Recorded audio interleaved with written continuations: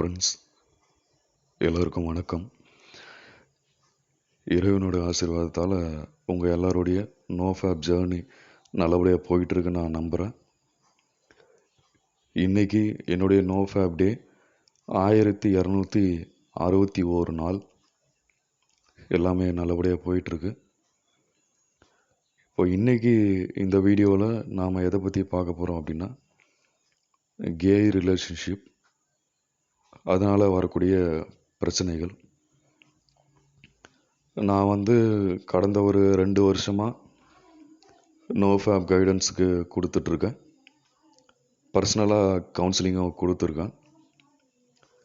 இப்போது என்னுடைய எக்ஸ்பீரியன்ஸு, நான் பார்த்த வரைக்கும், கவுன்சிலிங் கொடுத்த வரைக்கும், நான் என்னென்ன கேட்டேன், பார்த்தேன், என்னென்ன விஷயங்களை நான் உள்வாங்கினேன், அதை உங்கள் எல்லாருக்கும் நான் ஷேர் பண்ணணும்னு நினச்சேன். அதனால தான் இந்த வீடியோவில் இதை பற்றி நான் பேசியிருக்கேன். கடந்த 2-3 வீடியோஸில் வந்த சில கமெண்ட்ஸு, நண்பர்கள் என் மேலே வச்சுருக்க விமர்சனம், வேகமாக பேசுங்க ப்ரோ, நல்லா சவுண்டாக பேசுங்க அப்படின்னு சொல்லியிருந்தாங்க. நான் பெரும்பாலான நேரங்களில் தியான பயிற்சியில் இருப்பேன், மூச்சு பயிற்சி பண்ணிகிட்ருப்பேன்.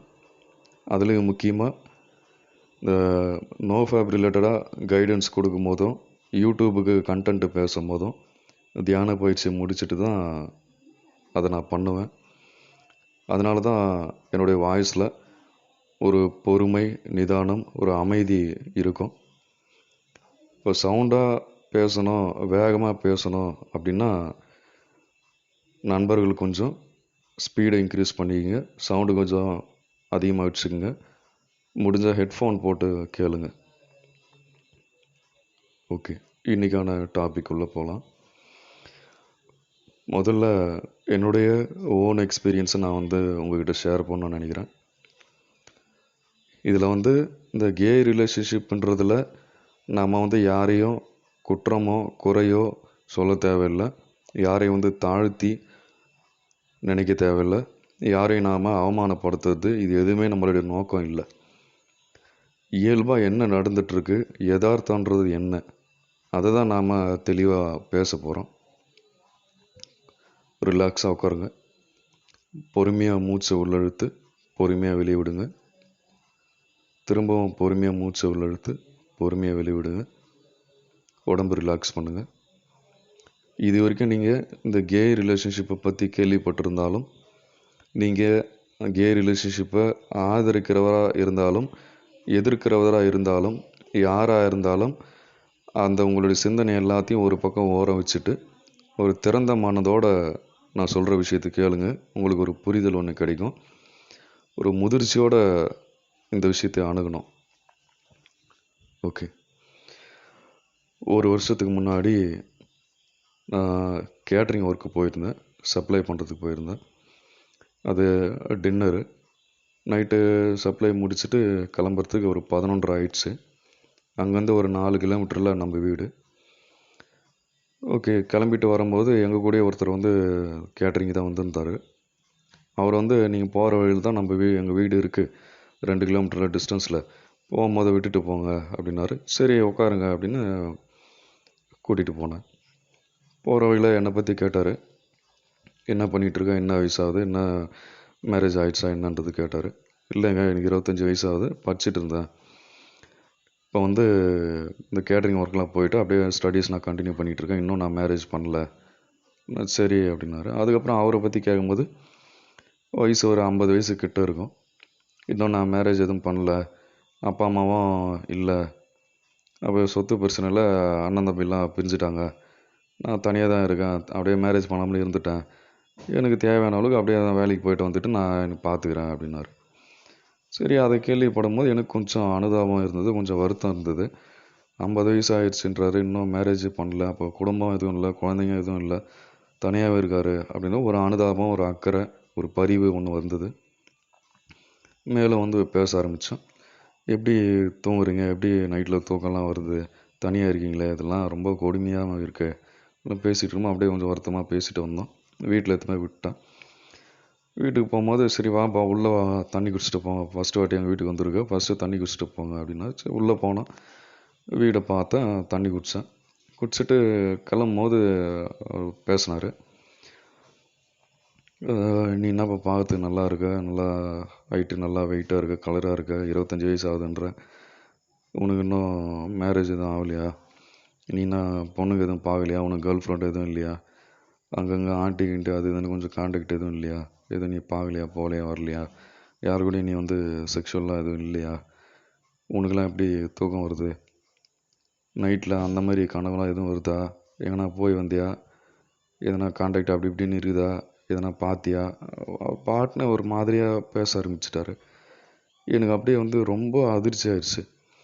ஒரு வயசானவர், ஒரு 50 வயசு கிட்ட இருக்கும், லிஃப்ட் கேட்டார், கூட்டிகிட்டு வந்து விடலான்னு பார்க்கும்போது கிளம்பும்போது இந்த மாதிரி பேசுகிறாரு. அவருடைய வார்த்தைகளில் முழுக்க முழுக்க வந்து காம சிந்தனையோட, முழுக்க முழுக்க வந்து இந்த இந்த இந்த மாதிரிலாம் பேச ஆரம்பிக்கும் போது எனக்கு ரொம்ப ரொம்ப அதிர்ச்சி ஆயிடுச்சு. நைட்டு 12 மணி, யாருமே இல்லை அந்த வீட்டில், நானும் அவர் மட்டும்தான் இருக்கோம். ஃபுல்லாக இருட்டாக இருக்குது, தெருவுலையும் யாரும் இல்லை, யாருமே கிடையாது. கம்ப்ளீட்டாக நைட்டு ஒரு 12 மணி மேலே தான் இருக்குன்னு நினைக்கிறேன். அப்படியே பேசிகிட்டே இருந்து அப்படியே கொஞ்சம் ரொம்ப அது போல் பேச ஆரம்பித்தார். எனக்கு ரொம்ப ரொம்ப அன்கம்ஃபர்டபுளாக ஃபீலாக இருந்தது. சரிங்க கிளம்புறேன் அப்படின்னா அந்த இடத்துல நான் எனக்கு புரிஞ்சது ஒரே ஒரு விஷயந்தான். அப்போ நான் 1000 நாள் நோ ஃபேப்பில் வந்திருந்தேன்னு நினைக்கிறேன். 1000 நாள் ரீச் பண்ணியிருந்தேன். அது தப்பாக பேசுகிறாருன்னு எனக்கு தெரிஞ்சிருச்சு. அந்த இடத்துல வந்து ரொம்ப ரொம்ப நான் டயர்டாக இருந்தேன். அந்த ஒர்க்கை வந்து கேட்டரிங் ஒர்க்கு போனவங்களுக்கு தெரியும். காய்கறி வெட்டி கொடுத்துட்டு சப்ளை பண்ணிட்டு பயங்கரமான வேலை. ஒரு 1000 பேர்கிட்ட சப்ளை பண்ணிட்டு வரும்போது ஓவர் டயர்டு. அப்படியே வீட்டுக்கு போய் ரெஸ்ட் எடுக்கணுன்றது ரொம்ப ரொம்ப டயர்டில், ரொம்ப சோர்வில் இருக்கும்போது இவர் இந்த மாதிரி பேசிகிட்டு இருக்கும்போது ரொம்ப அதிர்ச்சி ஆயிடுச்சு.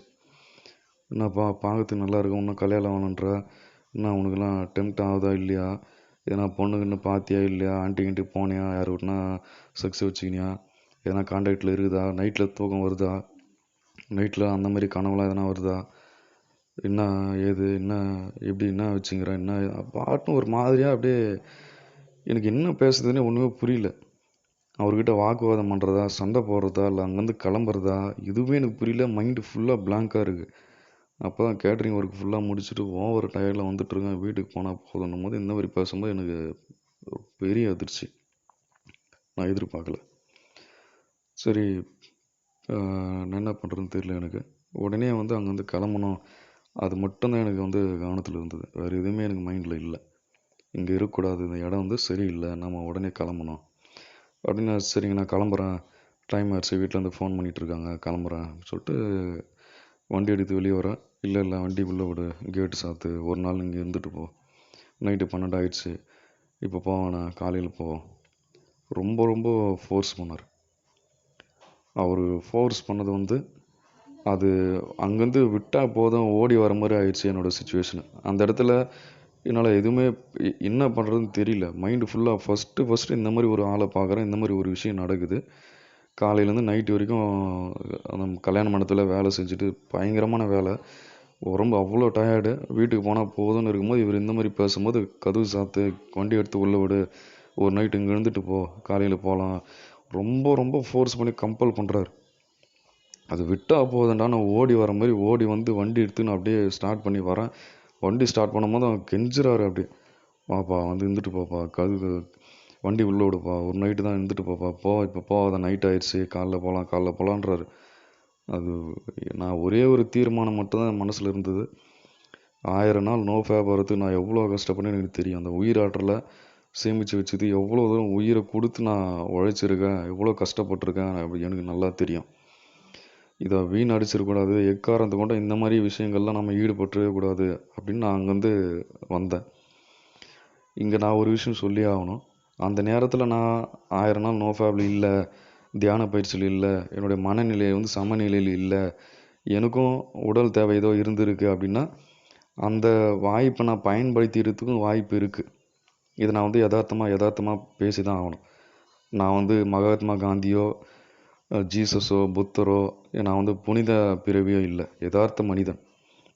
அந்த இடத்துல எனக்கும் ஒரு காம தேவை இருந்தது, மனநிலை வந்து தடுமாற்றமாக இருந்தது, சபல எண்ணம் இருந்ததுன்னா அந்த சுச்சுவேஷன் எப்படி போயிருக்குன்னு என்னால் கற்பனை பண்ண முடியல. ஆனால் அந்த இடத்துல நான் 1000 நாள் நோ ஃபேப் இருந்திருக்கேன். மனநிலை சமநிலையில் இருந்திருக்கு. பெரும்பாலும் தியான பயிற்சியில் இருந்ததுனால, இறைவனோட ஆசீர்வாதம் இருந்ததுனால அந்த சூழ்நிலையிலிருந்து நான் வெளியே வந்தேன். உடனே வண்டி எடுத்துகிட்டு வீட்டுக்கு வந்து குளித்தேன். 3 நாள் எனக்கு வந்து தூக்கம் இல்லை. இது வந்து நாம் வந்து இந்த கே ரிலேஷன்ஷிப்பை பற்றி படத்தில் கேள்விப்பட்டிருக்கோம், ஃப்ரெண்ட்ஸுக்கிட்ட பேசும்போது கேள்விப்பட்டிருக்கோம், போனோகிராஃபியில் பார்த்துருக்கோம். நம்ம ஊரில் வில்லேஜில் இந்த மாதிரி இந்த நேரத்தில் இந்த மாதிரி ஒரு விஷயம் நடக்குமான்றது கற்பனை என்னால் சிந்திக்க முடியல. நாம் ரெகுலராக ஜிம்மு போகிறோம், ஃபிட்னஸ் மெயின்டைன் பண்ணுறோம். நமக்கே இந்த மாதிரி நிலைமை இருக்குது அப்படின்னா, உடல் ரீதியாக மன ரீதியாக வலிமை குறைஞ்சிருக்கிற நண்பர்கள், அதுலேயும் முக்கியமாக பெண்கள், குழந்தைகள், அவங்களுடைய நிலைமை என்ன? நம்மளுடைய சமுதாயத்தில் ஆண்களுக்கு பாதுகாப்பு இல்லை அப்படின்னும் போது பெண்களுடைய நிலைமை என்ன? குழந்தைகளுடைய நிலைமை என்ன? மாற்றுத்திறனாளியாக இருக்கிற பெண்களுடைய நிலைமை என்ன? அதெல்லாம் யோசித்து பார்க்கும்போது எனக்கு வந்து ரொம்ப ரொம்ப மன உளைச்சலுக்கு ஆளானேன். ஒரு 3 நாள் தூக்கம் இல்லாமல் ரொம்ப டிப்ரெஷன் போனேன். படிக்க முடியல, தூங்க முடியல, சாப்பிட முடியல, எதுவுமே பண்ண முடியல. இந்த சமுதாயம் எதை நோக்கி போயிட்டுருக்கு? நமக்கே இந்த மாதிரி ஆண்களுக்கு பாதுகாப்பு இல்லைன்னும் போது பெண்களுக்கு, மாற்றுத்திறனாளிகளுக்கு அவங்க எப்படி இந்த பூமியில் வாழ்ந்துட்டுருக்காங்க, நம்ம சமுதாயத்தில் வாழ்ந்துட்டுருக்காங்கன்னு நினைக்கும் போது ரொம்ப பேரதிர்ச்சி, ரொம்ப மன உளைச்சலுக்கு உள்ளானேன். அதுலேருந்து வெளியே வரத்துக்கு எனக்கு வந்து 1 வாரத்துக்கிட்ட ஆயிடுச்சு. எனக்கு அந்த நேரத்தில் அவர்கிட்ட சண்டை போடணுன்னோ, அவரை எதிர்த்து பேசணுன்னோ எதுவுமே என்னால் அது ஒரு அதிர்ச்சியான அது அவர் சொல்கிறத கேட்ட உடனே அந்த சூழ்நிலை, அந்த இருட்டு 12:30 மணி நைட்டு தனியாக இருக்கிறோம். உடல் ஃபுல்லாக ரொம்ப வலி. வேலை காலையிலேருந்து நைட்டு வரைக்கும் கல்யாண மண்டபத்தில் வேலை செஞ்சு வந்திருக்கோம். அந்த சூழ்நிலையை நீங்கள் பொறுத்து பார்க்கும்போது என்னால் எதுவுமே பண்ண முடியல. என்னால் எதுவுமே பண்ண முடியாமல் நான் வந்து அங்கேருந்து வந்திருக்கேன் அப்படின்னா, அந்த இடத்துல ஒரு பெண் இருக்கிறாங்க, ஒரு மாற்றுத்திறனாளி இருக்கிறாரு, ஒரு குழந்தை இருக்குன்னா அவங்களுடைய நிலைமை இல்லை அப்படின்னு யோசிக்கும் போது என்னால் வந்து கண் கலங்கி அப்படியே ரொம்ப டிப்ரெஷன் போனேன். அதிலேருந்து வெளியே வரத்துக்கே ஒரு வாரம் ஆயிடுச்சு. இதை வந்து நான் நிறைய வாட்டி மீட்டிங்லையும் சொல்லியிருக்கேன். நிறைய பர்சனல் கைடன்ஸாக கொடுக்கும்போது, கவுன்சிலிங் கொடுக்கும்போது இதை பற்றி பேசி நிறைய பேருக்கு அட்வைஸும் பண்ணியிருக்கேன், கேர்ஃபுல்லாக இருக்க சொல்லியிருக்கேன். ஓகே, இது என்னுடைய வாழ்க்கையில் நடந்த ஒரு மோசமான ஒரு இன்சிடெண்ட்டு. நான் பிரம்மச்சரியத்தில் 1000 நாள் இருந்து, தியான பயிற்சியில் இருந்து, இறைவனோட ஆசீர்வாதம் இருந்ததுனால அந்த இடத்துல நான் வந்து எந்த ப்ராப்ளம் இல்லாமல் வெளியே வந்து வீட்டுக்கு என்னால் சேஃபாக வர முடிஞ்சுது. இல்லைன்னா அன்றைக்கி என்ன ஆயிருக்குன்றது இன்றைக்கும் என்னால் கற்பனை பண்ணி பார்க்க முடியல. இது ஒரு விஷயம். அடுத்தது வந்து அடுத்து நான் சொல்லக்கூடிய விஷயங்கள் எல்லாமே பார்த்திங்கன்னா, நோ ஃபேப் ரிலேட்டடாக கைடன்ஸ் வேணும்னு எனக்கு பர்சனலாக ஃபோன் பண்ணி அவங்களுக்கு நான் கைடன்ஸ் கொடுத்து இன்றைக்கி நல்ல நிலைமையில் இருக்கிறாங்க. அவங்களுடைய பேரை நான் மென்ஷன் பண்ணல, பாதுகாப்பு காரணங்களுக்காக. அவங்களும் தனிப்பட்ட வாழ்க்கை இருக்குது, பேரை நான் மென்ஷன் பண்ணல. அவங்களுடைய வாழ்க்கையில் நடந்த விஷயங்கள்லேருந்து நீங்கள் பாடம் கற்றுக்கணுன்றதுக்காக இதை நான் பேசிகிட்டு இருக்கேன், வேறு எதுவுமே இல்லை. ஒரு 6 மாதத்துக்கு முன்னே இருக்கும், ஒரு நண்பர் ஒருத்தர் வந்து ஃபோன் பண்ணியிருந்தார். நம்ம குரூப்லேருந்து என்னுடைய நம்பர் எடுத்து ஃபோன் பண்ணார். ப்ரோ, நான் வந்து பேங்க்கில் ஒர்க் பண்ணுறேன், நல்ல சேல்ரி, நான் வீட்டிலேருந்து தள்ளி இருக்கேன், ரூமில் தங்கி வேலை செஞ்சிட்ருக்கேன், நான் தனியாக தான் இருக்கேன், எனக்கு வந்து 28 வயசு ஆகுது, இன்னும் நான் மேரேஜ் எதுவும் பண்ணல, இப்போது இன்னும் 2 வருஷம் கழிச்சு தான் நான் பண்ண போகிறேன், இப்போதைக்கு நான் மேரேஜ் பண்ணுற ஐடியா இல்லை ப்ரோ. இப்போ இது என்ன ஆச்சு அப்படின்னா, நேற்று நான் பஸ்ஸில் வந்துட்டுருந்தேன். பஸ்ஸில் வந்துட்டு இருக்கும்போது ஒருத்தர் வந்து சீட்டு பக்கத்தில் உட்காந்து அப்படியே உட்காந்துட்டு வந்திருந்தார். அப்படியே கையை எடுத்து தொடையில் வச்சார். தொடையில் வச்சு காலில் அப்படியே ஒரு மாதிரி அப்படியே தடவினார். எனக்கு ஒரு மாதிரியாக இருந்தது. நான் கையை தட்டி விட்டு எழுந்து நின்றுட்டேன். எழுந்து நின்றுட்ட பிறகு அவரும் எழுந்து நின்றுட்டார். எழுந்து நின்றுட்டு பக்கத்தில் தான் வீடு, போகலாமா அப்படின்னு ஒரு கேட்டார். நான் வந்து அடுத்த ஸ்டாப்பிங்கில் இறங்கி வேற ஒரு பஸ்ஸு பிடிச்சி நான் வந்து வீட்டுக்கு வந்துட்டேன். சரி ப்ரோ, நான் கேட்டுட்டு இருந்தேன். அதுக்கப்புறம் அவர் சொல்கிறது இன்னும் அதிர்ச்சியாக இருந்தது. வீட்டுக்கு வந்த பிறகு தான் ப்ரோ யோசித்தேன், என்னடா ஒரு நல்ல சான்ஸ் மிஸ் பண்ணிட்டோமோ, நம்மளும் அதை யூஸ் பண்ணியிருந்துருக்கலாமோ அப்படின்னு நினச்சேன் ப்ரோ அப்படின்னாரு. ஏன் ப்ரோ அப்படின்னு நினச்சிங்க அப்படின்னு நான் அப்பயும் நான் கேட்கல. அந்த மாதிரி எனக்கு புரிஞ்சிருச்சு உடனே. அவர் வந்து ரெகுலராக மாஸ்டர்பேஷன் பண்ணக்கூடிய ஒரு ஆள். ரெகுலராக டெய்லி மாஸ்டர்பேஷன் பண்ணி பான் பார்த்துட்டு மாஸ்டர்பேஷன் பண்ணுவார். 28 வயசு ஆகுது, அன்மேரிடு, தனியாக ரூமில் இருக்கார், நல்ல சம்பளம் இருக்குது, நல்லா 3 வேளை சாப்பாடு இருக்குது, எந்த பிரச்சனையும் இல்லை. அப்போ இதை வந்து அவர் வந்து பிரச்சனையாக பார்க்காம ஒரு வாய்ப்பாக பார்க்குறாரு. சார் நான் வந்து இந்த வாய்ப்பை யூஸ் பண்ணியிருக்கலாம் பொழுது ப்ரோ, அவர் மிஸ் பண்ணிட்டேனே அப்படின்னு எனக்கு தோணுது ப்ரோ அப்படின்னாரு. அது வந்து நான் தெளிவாக புரிய வச்சு, இன்னும் பெரிய பிரச்சனையில் இருக்கீங்க, ஆபத்தில் இருக்கீங்க, முதல்ல தயவு பண்ணி வந்து கல்யாணம் பண்ணுங்க, இதெல்லாம் வந்து இதெல்லாம் போய் மாட்டினீங்கன்னா வெளியே வரது ரொம்ப கஷ்டம் ப்ரோ அப்படின்னு சொல்லி நான் கவுன்சிலிங் கொடுத்து ஒரு மணி நேரத்துக்கிட்ட பேசி கவுன்சிலிங் கொடுத்து அவருக்கு அந்த அதீத மாஸ்டர்பேஷனால் அவருக்கு வந்து ஆண் தன்மையே போயிட்டு டெஸ்டோஸ்டரோனை ஃபுல்லாக இறங்கி அவர் பெண் தன்மை கிட்ட ஒரு மாறி வந்துட்டு இருந்தார். அதை நான் திருத்தி என்னால் முடிஞ்ச அளவுக்கு கொண்டு வந்து இன்றைக்கி வந்து நல்லா இருக்கார். ஓகே, அடுத்தது நம்மளுடைய நண்பர் ஒருத்தர், அவருடைய பேரை நான் மென்ஷன் பண்ணல, ஏன்னா வந்து அவர் என்னை நம்பி அந்த விஷயம் சொல்லியிருந்தார். அதுலேருந்து ஒரு பாடம் எடுத்துக்குங்க, அதுக்காக தான் உங்கள்கிட்ட சொல்கிறேன். இந்த வீடியோவை ஒரு 1000 பேர் பார்க்குறீங்க அப்படின்னா கண்டிப்பாக ஒரு அட்லீஸ்ட்டு ஒரு 500 பேராவது இந்த மாதிரி பிரச்சனையில், கே ரிலேஷன்ஷிப்பில் பிரச்சனையில் இருந்து வெளியே வரணும்னு ட்ரை பண்ணியிருப்பீங்க. அது வந்து தயவுசெய்து அந்த விஷயத்தை புரிஞ்சுக்குங்க. ஓகே, அவர் வந்து எனக்கு நல்ல நண்பர். முதல்ல அவர் வந்து நான் டெலகிராமில் பார்த்தேன். அப்பயே அவர் வந்து ஒரு நோ ஃபேப்பில் 800 நாள் 850 நாள் கிராஸ் பண்ணியிருந்தார் என்கிட்ட ஃபஸ்ட்டு வாட்டி கவுன்சிலிங் வரும்போது. நான் யோசித்தேன், என்னடா இவர் ஒரு 800 நாள் 900 நாள் நோ ஃபேப் வந்திருக்குன்றாரு, நம்மக்கிட்ட ஏன் கவுன்சிலிங் பண்ணுறாரு? நம்ம வந்து நோ ஃபேப்பில் டெய்லி ரீலாப்ஸ் பண்ணுறவன், டெய்லி பான் பார்க்குறவன், இந்த மாதிரி ஏதோ பிரச்சனையில் இருக்கிறவங்க நம்மக்கிட்ட வந்தால் ஓகே. இவர் 850 நாளில் நோ ஃபேப்பில் வந்திருக்காரு, ஏன் நம்மக்கிட்ட கவுன்சிலிங் வராரு அப்படின்னு யோசித்தேன். சொல்லுங்கள் ப்ரோ அப்படின்னா, அவர் வந்து கே ரிலேஷன்ஷிப்பில் இருக்கிறாரு. நான் திரும்ப சொல்கிறேன், தயவு பண்ணி வந்து கே ரிலேஷன்ஷிப்பில் இருக்கிறவங்கள நாம் வந்து இங்கே மட்டமாக பேசலை, தரக்குறைவாக பேசலை, அது அவங்க விருப்பம். ஒரு வாழ்வியல் பாடத்தை நான் சொல்லிகிட்டு இருக்கேன். அதுதான் நான் ஆரம்பத்திலே சொன்னேன், நல்ல ஒரு மெச்சூரிட்டியாக திறந்த மனதோடு நான் சொல்கிற விஷயங்களை புரிஞ்சுங்க அப்படின்னு சொல்கிறேன். ஓகேங்களா? ஓகே. ஃபஸ்ட்டு வாட்டி ஃபோன் பண்ணும் போதே அவர் நண்பர் வந்து கால் வெயிட்டிங் வந்தது. என்ன ப்ரோ அப்படின்னா, ஒன்றும் இல்லை ப்ரோ, என் ஃப்ரெண்டுக்கிட்ட பேசியிருந்தேன், நான் பேசிகிட்டு இருக்கும்போது இந்நேரம் அவன் ரீலாப்ஸ் ஆகிருப்பான் அப்படின்னாரு. என்ன ப்ரோ சொல்கிறீங்க? ஆமாம் ப்ரோ அப்படின்னாரு. அப்போ எனக்கு புரிஞ்சிச்சு சடனாக, ஒருத்தர் ஃபோன் காலில் பேசி எதிரில் இருக்கிறவரை மாஸ்டர்பேஷன் பண்ண வைக்கிறாரு அப்படின்னா என்ன மாதிரி மனநிலையில் இருப்பார், என்ன மாதிரி பழக்க வழக்கம் இருக்கும், எந்த மாதிரி நண்பர்கள் இருப்பாங்கன்றது ஒரு யூகத்துக்கு என்னால் வர முடியுது, எனக்கு புரிஞ்சுக்கிட்டேன். இருந்தாலும் அவரை வந்து அவமானப்படுத்தணும், அசிங்கப்படுத்தணுன்றது என்னுடைய நோக்கம் இல்லை. என்னால் இறைவனோட ஆசீர்வாதத்தால் என்னால் முடிஞ்ச அளவுக்கு ஹெல்ப் பண்ணலாம், கைடன்ஸ் பண்ணலான்ற நோக்கத்தில் மேலும் பேசிகிட்டு இருந்தோம். இந்த மாதிரி ப்ரோ, நான் வந்து கேயில் இருக்கேன், நான் வந்து வெளியே வரணும்னு நினைக்கிறேன், ஆனால் வெளியே வர முடியல, சின்ன வயசுலேருந்தே அப்படியே இருந்துட்டு பழகிருச்சு, என்னால் வந்து ஓவர் கம் பண்ணி வர முடியல. நோ ஃபேப்பில் நான் 800 நாள் வந்திருந்தாலும் நான் மாஸ்டர்பேஷன்லாம் பண்ணுறதில்ல, ஆனால் அந்த மாதிரி கே ஃப்ரெண்ட்ஸுக்கிட்ட நான் ரெகுலராக பேசிட்டு தான் ப்ரோ இருக்கேன், அதுலேருந்து வெளியே வர முடியல, கொஞ்சம் ஹெல்ப் பண்ணுங்க அப்படின்ற மாதிரி பேசியிருந்தார். என்னால் முடிஞ்ச அளவுக்கு கவுன்சிலிங் கொடுத்துருந்தேன். ஆனால் எனக்கு உண்மையாகவே சொல்லணும்னா அவர் மேலே வந்து நம்பிக்கை இல்லை. ஏன்னா அவர் வந்து அதில் கேன்றதுல தீவிரமாக இருந்தார், நோ ஃபேப்லேயும் மாஸ்டர்பேஷன் பண்ணல, ஆனால் ரெகுலராக கே ஃப்ரெண்ட்ஸுக்கிட்ட பேசிக்கிட்டு கொஞ்சம் அப்படி இருந்தாருன்னு தான் அவரே சொன்னார். நான் இதில் எதுவும் டெவலப் பண்ணி பேசலை, அவர் சொன்னது அப்படியே இருக்குது. மேக்ஸிமம் பேசினேன், 2-3 வாட்டி கிட்ட கவுன்சிலிங் கொடுத்துருந்தேன், 1.5 மணி நேரம் அந்த மாதிரி ஒரு 3 வாட்டி 4 வாட்டிக்கிட்ட பேசியிருந்தேன். அப்புறம் அவர் கொஞ்சம் கொஞ்சமாக வந்திருந்தார், கே ரிலேஷன்ஷிப் எல்லாத்தையும் விட்டுட்டு அந்த கான்டாக்ட்லாம் டெலீட் பண்ணிவிட்டு, நம்பரை சேஞ்ச் பண்ணாருன்னு தெரியல, கான்டாக்ட்லாம் டெலீட் பண்ணிட்டு ஓரளவுக்கு வந்திருந்தார், நல்லா தெளிவாக வந்திருந்தார். இப்போது ரீசெண்டாக 1000 நாள் நோ ஃபேப்ல ரீச் பண்ணியிருக்காருன்னு நினைக்கிறேன். நல்லபடியாக போயிட்டு இருந்தது.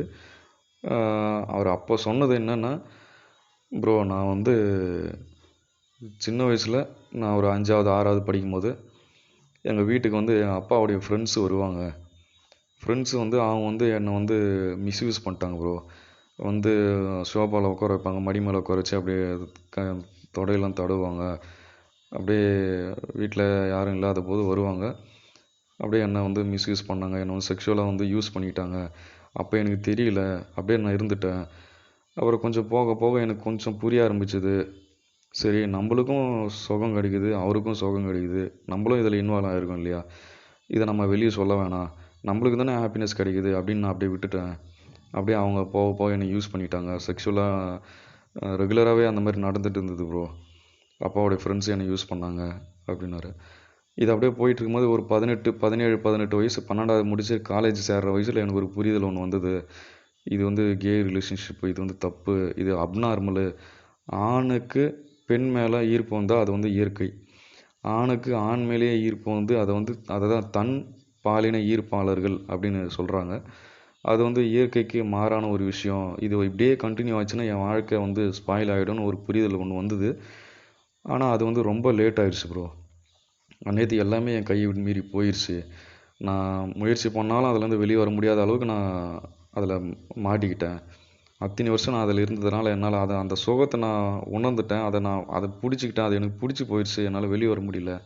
தப்புன்னு தெரியுது, தப்பான பாதையில் போகிறேன்னு தெரியுது, எல்லாரும் என்னை யூஸ் பண்ணுறாங்கன்னு தெரியுது. இருந்தாலும் என்னால் வெளியே வர முடியலையே ப்ரோன்னு ரொம்ப அதெல்லாம் அவர் பேசும்போதே அழுதுகிட்டே பேசும்போதே நான் அப்படியே உடஞ்சிட்டேன். என்னடா இப்படியெல்லாம் மனிதர்கள் வாழ்க்கை இருக்குமா, இப்படியெல்லாம் நடக்குமா அப்படின்றதுலாம் ரொம்ப வேதனைப்பட்டேன். இப்போ என்னால் முடிஞ்ச கைடன்ஸ் கொடுத்துருந்தேன். அதுக்கப்புறம் அவர் சொன்னது காலேஜில் ஜாயின் பண்ணேன் ப்ரோ. காலேஜில் ஜாயின் பண்ண பிறகு பார்த்தீங்கன்னா அந்த வீட்லேயாவது அப்பாவுடைய ஃப்ரெண்ட்ஸ் ஒரு 3 பேர் 4 பேர் என்னை வந்து யூஸ் பண்ணிகிட்டு இருந்தாங்க ஒரு 18 வயசு வரைக்கும். காலேஜில் ஜாயின் பண்ணும்போது பார்த்தீங்கன்னா அங்கே காலேஜில் நிறைய பேர் அந்தமாரி இருக்காங்க. அப்போ எனக்கு நிறைய கான்டாக்ட் கிடச்சிது. இந்த 2 பேர் 3 பேரோட நான் இருந்துட்டு இருந்தது ஒரு 10 பேரோட 5 பேரோட 10 பேரோட அந்த குரூப். சின்ன வயசில் 6வது படிக்கிறதுலேருந்து ஒரு 12வது படிக்கிற வரைக்கும் காலேஜ் ஜாயின் பண்ணுற முன்னாடி வரைக்கும் அப்பாவுடைய ஃப்ரெண்ட்ஸு ஒரு 2 பேர் 3 பேரோட இருந்தது. காலேஜ் ஜாயின் பண்ண பிறகு அது அப்படியே குரூப்பாக மாறிச்சு. ஒரு 5 பேரோட 10 பேரோட சேர்ந்து குரூப்பாக பண்ணுற மாதிரி ஒரு சுச்சுவேஷன் ஆயிடுச்சு. அதுலேயும் நான் அப்படி தான் இருந்தேன். காலேஜ் பீரியட்லேயும் நான் அப்படி தான் இருந்தேன். அப்பயும் என்னால் வந்து இது தப்புன்னு தெரிஞ்சும் வெளியே வர முடியல அப்படின்னு ரொம்ப மன வருத்தப்பட்டு பேசியிருந்தார். எப்படியாவது என்னை ரிகவர் பண்ணி வெளியே கொண்டு வந்துடுங்க ப்ரோ அப்படின்னாரு. கைடன்ஸ் கொடுத்துருந்தேன், கவுன்சிலிங் கொடுத்து பேசியிருந்தேன். இதெல்லாம் வந்து அவர் இன்றைக்கி அதை உணர்றாரு. அதை உணரும்போது அவர் அந்த தப்பு பண்ணிட்டுமே, அந்த டைம் வேஸ்ட் பண்ணிட்டுமே, இவ்வளோ எனர்ஜி வேஸ்ட் பண்ணிட்டுமே அப்படின்னு அவர் நினைக்கும் போது அவரே வந்து அப்படியே அழுகுறாரு. வேறு எதுவுமே பண்ண முடியல. என்னாலையும் அதுக்கு மேலே எதுவுமே பேச முடியல, அவராலையும் எதுவுமே பேச முடியல. நேரம் போனது தானே, எனர்ஜி போனது தானே. அந்த ஏஜ், அந்த யங் ஏஜ் 15 வயசுலேருந்து ஒரு 25 வயசு வரைக்கும், 13 வயசு வரைக்கும் நாம் வந்து பேரண்ட்ஸை டிபெண்ட் பண்ணியிருப்போம். ஒரு மெச்சூரிட்டி இருக்காது. 15 வயசு வரும்போது ஒரு தெளிவு வரும், ஒரு மைண்டு ஒரு கிளாரிட்டி வரும். இப்போ அந்த ஏஜில் வந்து ஃபுல்லாக வந்து உயிராற்றலை விரயம் பண்ணி தகாத நட்பு, தகாத உறவு, தகாத பழக்கங்கள் எல்லாமே வந்து வாழ்க்கையை அப்படியே சிதைச்சிருது பார்த்தீங்களா. அப்படியே சில்லாக வெட்டி அப்படியே அது எப்படி சொல்கிறதுன்னு தெரியல. அவருக்கு என்னால் ஆறுதல் தான் சொல்ல முடியுதே தவிர வேறு எதுவும் என்னால் பெருசாக ஒன்றும் பண்ண முடியல. முடிஞ்ச அளவு கவுன்சிலிங் கொடுத்துருந்தேன். அப்புறம் இப்போ பரவாயில்ல, ஒரு 1000 days நோ ஃபேப் வந்திருந்தார். இப்போ நல்லா தான் இருக்கார் அப்படின்னு நான் நம்பிக்கிட்டு இருந்தேன். 2 நாளைக்கு முன்னாடி, நேற்று தான் நினைக்கிறேன், நேற்று காலையில் வந்து ஃபோன் பண்ணியிருந்தார். 2 வாட்டி 3 வாட்டி ஃபோன் பண்ணார். என்ன 2 வாட்டி பண்ணுறாரு, என்னடா எதனா அர்ஜென்ட்டாக இருக்குமா அப்படின்னு சொன்னால், அன்றைக்கி அப்போ தான் யோகா முடிச்சுட்டு சரி சாப்பிட்டு லைப்ரரி கிளம்பலாம் படிக்கலான்னு சொல்லிட்டு ரெடி ஆகிட்டு இருந்தேன். அதுவும் யோகா முடிச்சிருந்தேன். உடனே வந்து ஃபோன் பண்ணிகிட்டு இருந்தார். சொல்லுங்கள் ப்ரோ, என்னாச்சு ப்ரோ, என்ன ஃப்ரீயாக ப்ரோ இப்போ உங்கள்கிட்ட பேசணும்.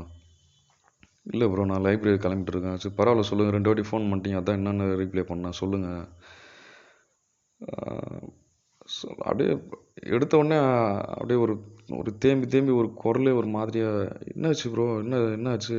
நான் நம்பிக்கிட்டு இருந்தேன், சரி ஓகே நான் வந்துட்டு நல்லா வந்துட்டார் போல இது நல்லா.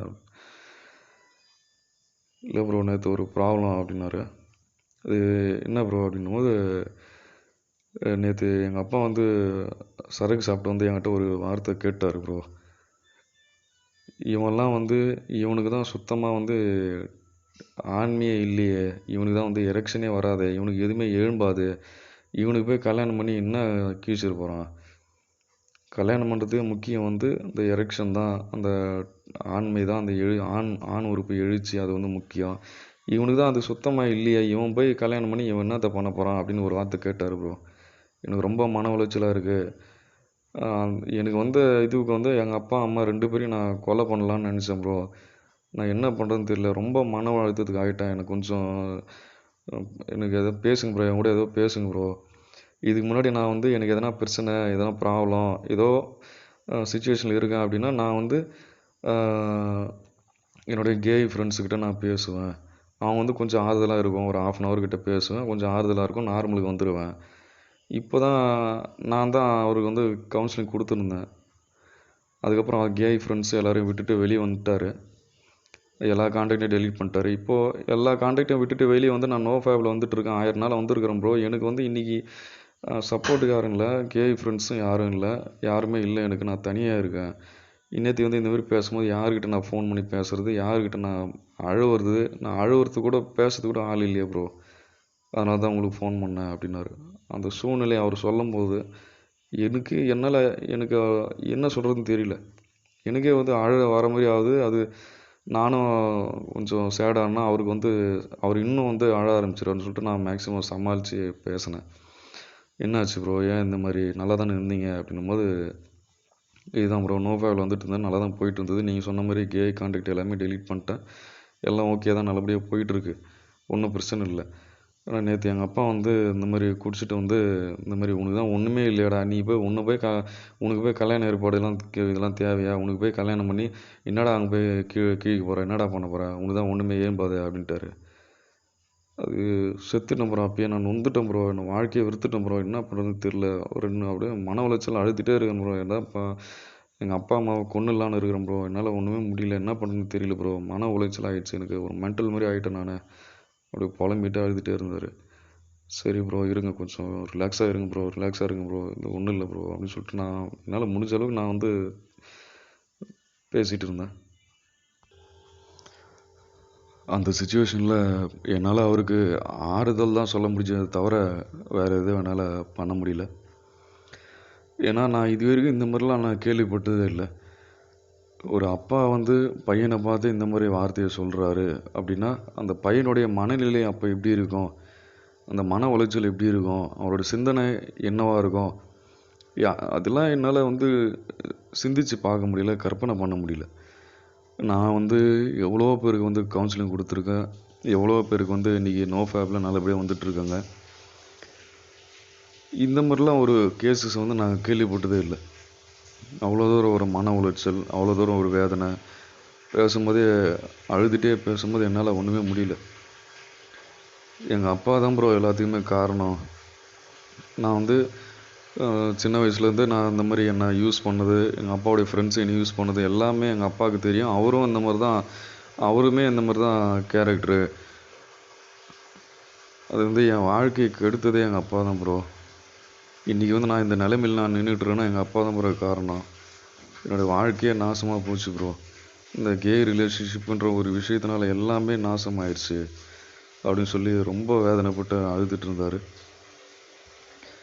சின்ன வயசுலேருந்து எல்லோரும் அவர் யூஸ் பண்ணது, காலேஜ் போகும்போதும் அது தப்புன்னு தெரிஞ்சும் அவரால் வெளியே வர முடியாமல் போனது.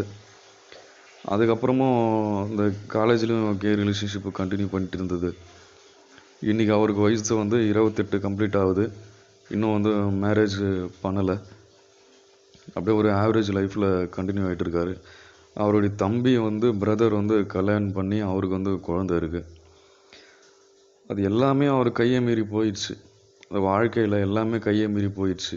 நல்ல வேலைவாய்ப்பு, படிப்பு, அந்த எனர்ஜி, அந்த ஏஜில் பண்ண வேண்டிய மேரேஜு, சொந்த பந்தம், ஃபேமிலியில் கிடைக்க வேண்டிய மதிப்பு, மரியாதை, நம்பிக்கை, அவர் மேலே அவருக்கு இருக்க வேண்டிய நம்பிக்கை, தன்னம்பிக்கை, சுயமரியாதை, ஒரு மோட்டிவேஷன் எல்லாமே இழந்துட்டு ஒரு நடைபெணமான வாழ்க்கையை வந்து அது எப்படி என்னால் வார்த்தையால் சொல்ல முடியும்னு தெரியல.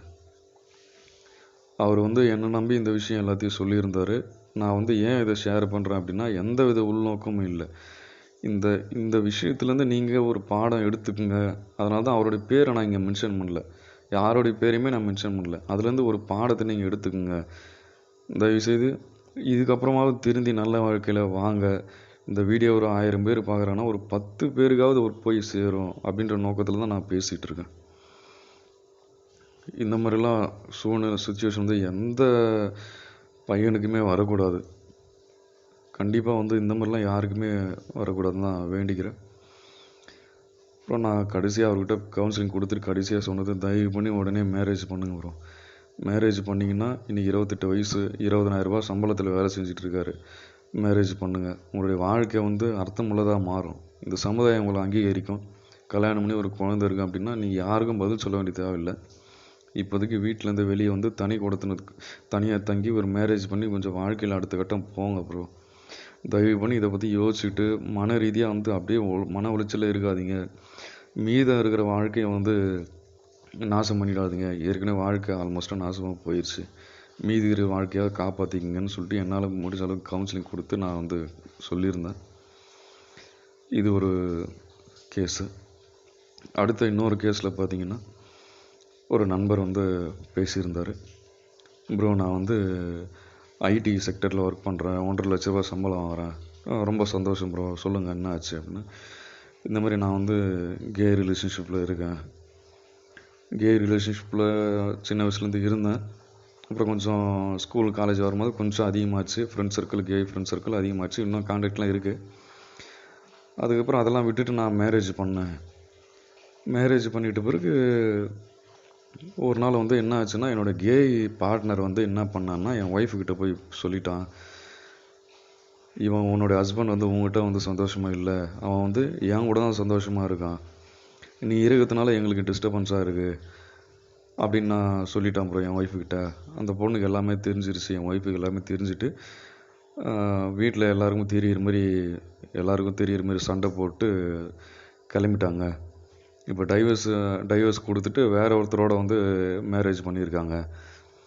இப்போ நான் வந்து எல்லாருக்குமே தெரிஞ்சிருச்சு ப்ரோ. இது வீட்டில், சொந்தக்கார மத்தியில், தெருவில், ஊரில் எல்லாருக்கும் தெரிஞ்சிருச்சு.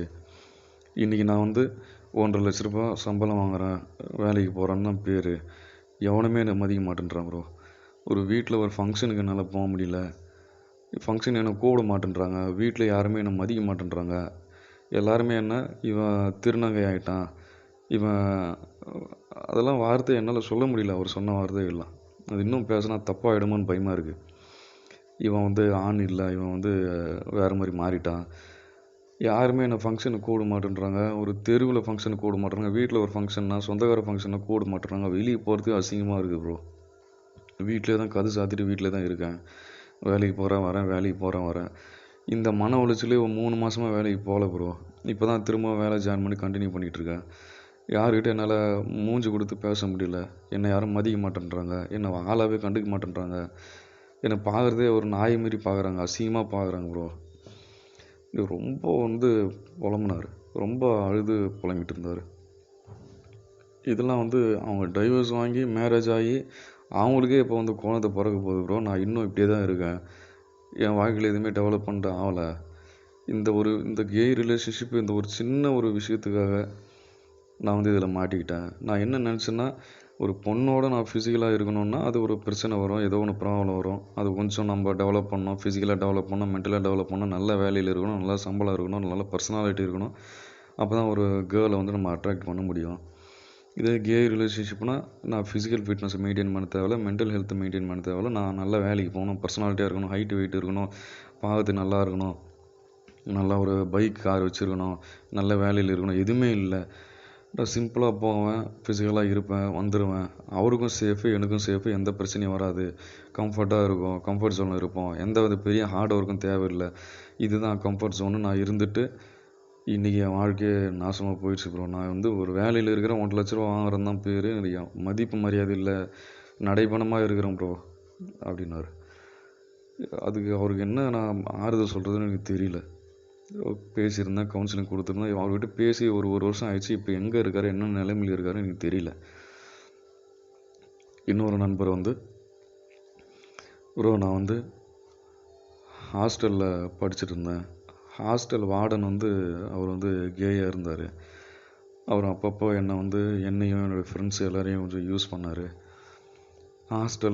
பாய்ஸ் ஹாஸ்டலில் நான் தங்கி இருக்கும்போது பசங்களும் என்னை கொஞ்சம் யூஸ் பண்ணாங்க ப்ரோ. அதுக்கப்புறம் எனக்கு வந்து அதிலேயே ஈடுபாடு அதிகமாகிடுச்சு. எனக்கு வந்து அதில் இன்ட்ரெஸ்ட் அதிகமாகிடுச்சு. கேர்ள்ஸ் மேலே இன்ட்ரெஸ்ட்டு சுத்தமாக போயிடுச்சு ப்ரோ. எனக்கு ஒரு பொண்ணை பார்த்தா சாதாரணமாக வரக்கூடிய ஒரு எரெக்ஷனு, சாதாரணமாக வரக்கூடிய ஒரு டெம்டேஷனு, ஒரு ஃபீலிங்கு, ஒரு ரொமான்ஸ் எதுவுமே சுத்தமாக வரல. பசங்க மேலே தான் ப்ரோ எனக்கு இன்ட்ரெஸ்ட் வருது. எல்லாமே இந்த மாதிரி மாற்றிட்டானுங்க.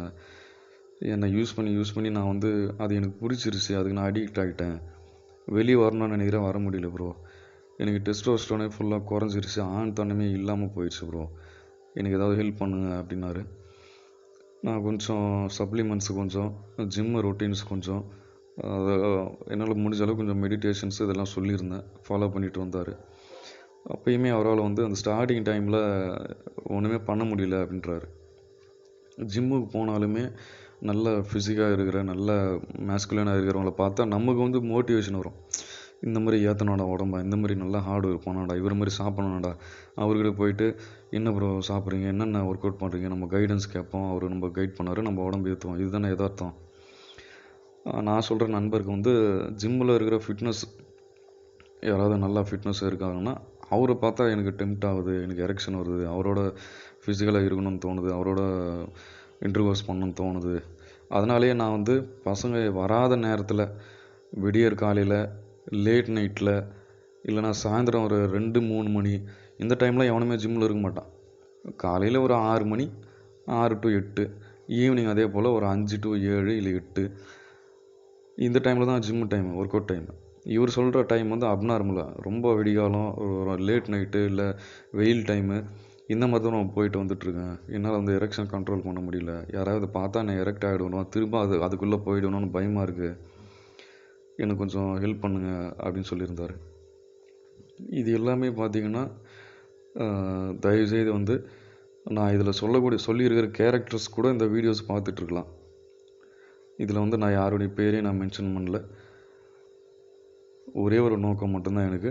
இது மூலயமா இன்றைக்கி வந்து கே ரிலேஷன்ஷிப்ன்றது ரொம்ப தீவிரமாக பரவிட்டுருக்கு. நிறைய டெலகிராம் சேனல்ஸு, வாட்ஸ்அப் குரூப்ஸு, ஆயிரக்கணக்கில் மெம்பர்ஸு 24 மணி நேரம் இதை பற்றி பேசிக்கிட்டு, இதிலேயே வந்து இன்வால்வ் ஆகிட்டு, அவனுடைய இளமையை வந்து தொலைச்சிட்டு, உயிராற்றலை விரயம் பண்ணிவிட்டு ஒரு நடைபயணமாக வாழ்ந்துட்டுருக்குங்க. அதுலேருந்து அவங்கள வெளியே கொண்டு வரணும், அதுன்னு நம்மளால் முடிஞ்ச கைடன்ஸ் பண்ணணுன்றதுனால தான் இது எல்லாத்தையும் நான் சொல்லிகிட்ருக்கேன். கடைசியாக நான் சொல்லக்கூடிய ஒரே ஒரு விஷயம், கே ரிலேஷன்ஷிப்பை நீங்கள் ஃபாலோ பண்ணுங்கள், பண்ணாதீங்க. நீங்கள் வந்து அது வந்து உங்களுடைய தனிப்பட்ட விருப்பம். உங்களை யாரை வந்து கட்டாயப்படுத்த போகிறதில்ல, யாரை வந்து குற்றப்படுத்த போகிறதில்ல, எதுவுமே கிடையாது. உங்களுடைய தனிப்பட்ட விருப்பம். இன்றைக்கி நோஃபேபில் 1261 நாள் வந்திருக்கேன். ஒரு 2 வருஷத்துக்கு மேலே பல 100 பேருக்கு நான் நோஃபேப் கவுன்சிலிங் கொடுத்துருக்கேன், பர்சனலாக கைடன்ஸ் பண்ணியிருக்கேன். நம்ம பிரம்மச்சரியம் குரூப்பில் பல 100 பேருக்கு நான் இன்றைக்கும் கைடன்ஸ் கொடுத்துட்ருக்கேன். நான் பார்த்த வரைக்கும் என்னுடைய எக்ஸ்பீரியன்ஸ் அப்படியே உங்களுக்கு நான் ஷேர் பண்ணியிருக்கேன். இதிலேருந்து நல்லது கெட்டது பிரித்து பார்த்து உங்களுடைய வாழ்க்கையை தீர்மானம் பண்ண வேண்டியது உங்கள் கையில் இருக்குது. நான் எதுவும் இதுக்கு மேலே சொல்லி எதுவும் ஆக போகிறதில்ல. நீங்களாக மனசு வைக்காமல் எங்கேயும் எதுவுமே இங்கே மாற போகிறதில்ல. எந்த மாதிரி வாழ்க்கையை வாழணும், இந்த சமுதாயம் உங்களை எப்படி பார்க்கணும், இதுக்கப்புறம் நீங்கள் எப்படி வாழணும், உங்களுடைய வாழ்க்கையை எப்படி நீங்கள் அடுத்த கட்டம் கொண்டு போகணும் அப்படின்றது உங்கள் கையில் தான் இருக்குது. இந்த வீடியோவை திரும்ப திரும்ப பாருங்கள், உங்களுக்கு ஒரு கிளாரிட்டி கிடைக்கும், ஒரு நல்ல ஒரு ஐடியா கிடைக்கும். ஏதாவது மாற்றணும்னு முயற்சி பண்ணிங்கன்னா நீங்கள் மனசு வச்சா மட்டும்தான் அது முடியும். நான் சொல்லக்கூடிய விஷயம் உங்களுக்கு வந்து புரிஞ்சிருக்குன்னு நினைக்கிறேன். யாரும் வந்து குற்ற உணர்வு அடைய தேவையில்லை, யாரும் வருத்தப்பட தேவையில்லை. யதார்த்தம் என்ன, இயல்பு என்ன நம்மளை சுற்றி நடந்துகிட்ருக்குன்றதை உங்கள் கவனத்துக்கு கொண்டு வரணுன்றது தான் நினச்சேன். வேறு எதுவும் என்னுடைய நோக்கம் இல்லை. இந்த வீடியோடைய டிஸ்கிரிப்ஷன்லேயும் ஃபஸ்ட்டு கமெண்ட்லேயும் நம்மளுடைய பிரம்மச்சரியம் குரூப் லிங்க் இருக்குது. விருப்பம் இருக்கிற நண்பர்கள் குரூப்பில் ஜாயின் பண்ணுங்கள். கண்டினியூ அவங்களுக்கு வந்து பிரம்மச்சரியம் நோஃபேப் ரிலேட்டடாக கைடன்ஸ் கிடைச்சிட்டே இருக்கும். நன்றி.